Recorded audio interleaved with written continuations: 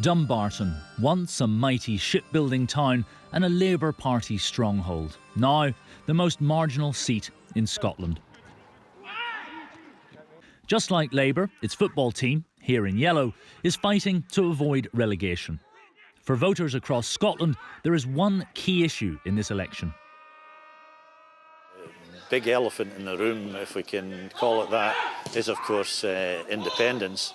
There's probably quite a large split in opinion there. There's some people who can see all, the plus points, the advantages of an independent Scotland, but then you've also got other people who are very much against it. On the pallet, Sláinte.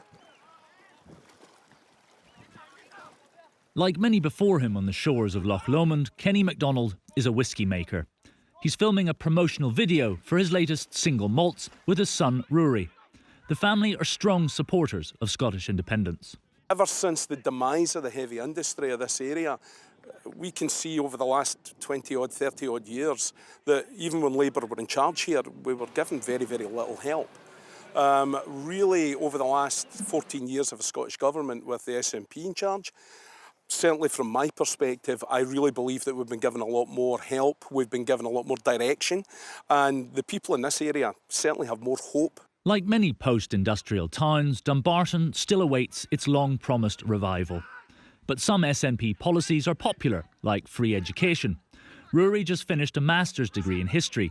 He got involved in politics during the 2014 referendum on Scottish independence. For myself, I would see independence as the key to going about addressing quite big issues for my generation. We're looking at rising housing prices, we're looking at, poor employment opportunities, especially amidst the pandemic. The 14 employees of Loch Lomond Brewery have been working hard throughout the pandemic. But since January, with Brexit, exporting beer to the EU has slowed to a halt in a nightmare of red tape. Fiona McEachern is convinced that Scotland should not make the situation worse by creating a new border with England. If we keep Scotland as part of the whole of the UK, it allows us to trade more freely across the borders. If we put those barricades up, it's just another difficult barrier to get through. As COVID restrictions are lifted, the tourism industry is slowly picking up pace. The Sweeney family have run cruise boats here since the 19th century, and they vote Labour. The family have always been Labour supporters.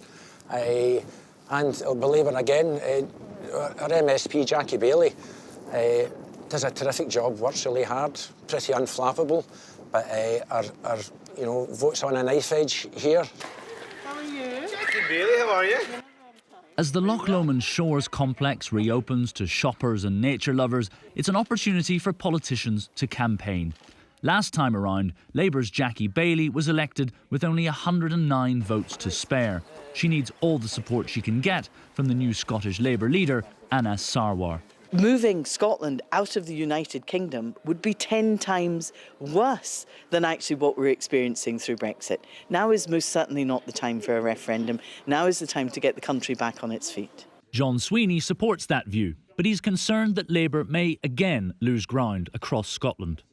The Labour leadership is in far too late, the new leadership, to have any much impact on this election. By default, people are voting SNP, but it doesn't necessarily mean that they're looking for independence. They're just looking for leadership.